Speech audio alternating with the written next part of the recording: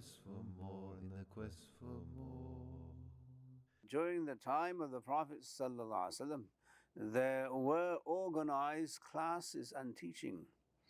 And the Prophet ﷺ did teach the Sahaba on a regular basis, and it was very well done. There was maybe not a building, everything was in the masjid, but it was organized, it was structured, and people knew this is Islam. Umar radiallahu anhu says that I was made a brother to one of the Ansar, as you know, when Muslims migrated from Mecca to Medina.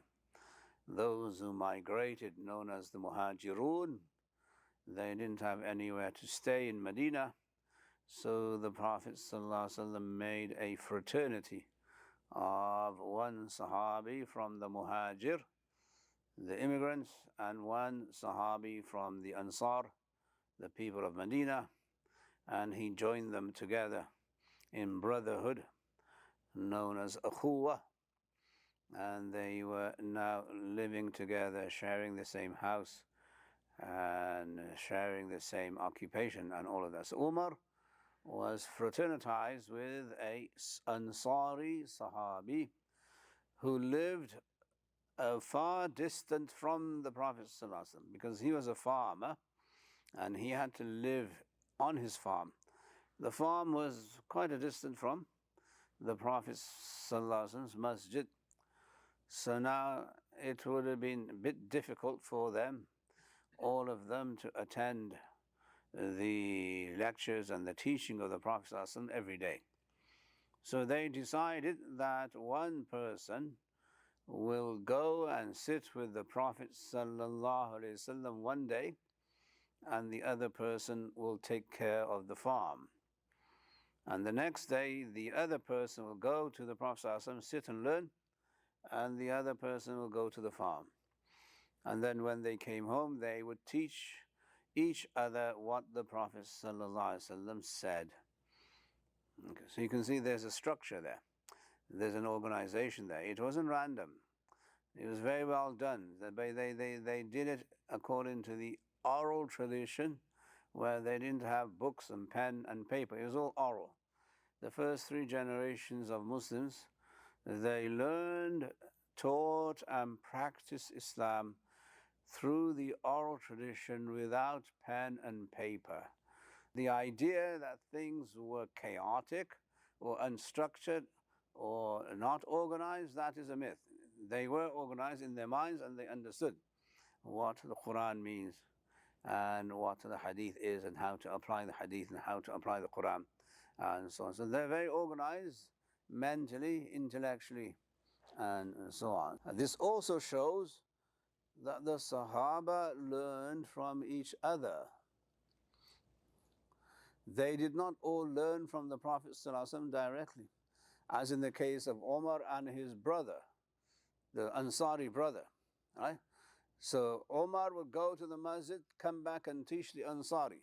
The Ansari would go to the masjid, come back and teach Omar. That means that Omar was not always privy to what the Prophet ﷺ said, because he was learning from the Ansar. So now who is his sanad? The sanad is the Ansari brother. And that is how we do studying and teaching and learning at Dar Qasim, that we do this in a very organized way, in a very structured way.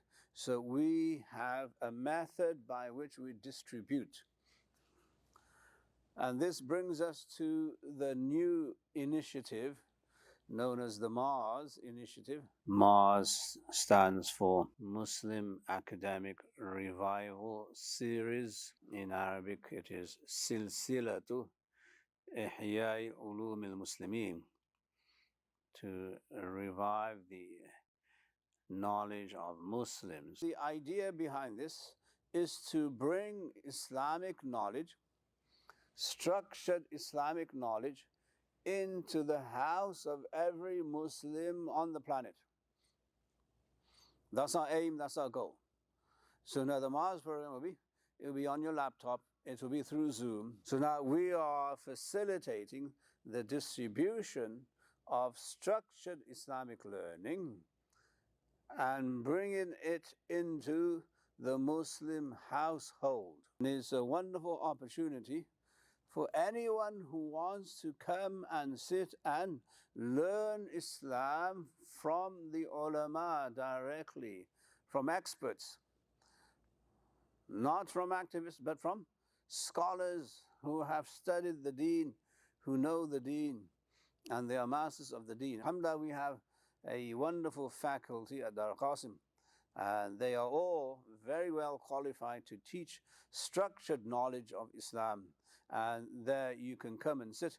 There are no prerequisites. Arabic is not a prerequisite. The issue is that if you have one person who has not learned Islam formally, and he goes out and teaches others, then that will be not the best product. It will be mediocre. Or that person goes on, say, camera, and he's been interviewed by journalists and he's talking about Islam. And then another person is now interviewing and talking about Islam. So if you interview 5 different Muslims, you might get 5 different angles and opinions about Islam. There's no monolithic understanding because they have not learned what you call structured Islam. But those who have attended Muslim seminaries, and they are ulama, you will rarely find any difference in their understanding of basic Islam. Right? Their understanding is going to be most probably very monolithic. Small nuances, variations, but this is how we're going to now help the ummah develop a universal understanding of basic Islam, where every Muslim can now represent Islam monolithically and at the same time in a very universal way, because they're all learning from the ulama in a structured way. We are providing structured Islamic knowledge in the way that the Prophet ﷺ provided knowledge to the Sahaba, and the Sahaba provided knowledge to each other and to the Tabi'in. We are distributing, right, and facilitating structured knowledge into your household, which is now how Allah subhanahu wa ta'ala wants to now show His fadl on the ummah, that the ummah will now have access to structured, organized knowledge. So this will be a benefit in the ummah, that the ummah will now have wahdatul ta'lim. They'll have unity in learning, unity in knowledge, and then hopefully unity in expression. And this is what we wish to do. We hope to unite the ummah in understanding Islam.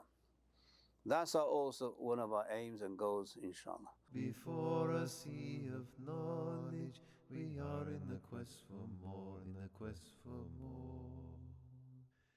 The splendor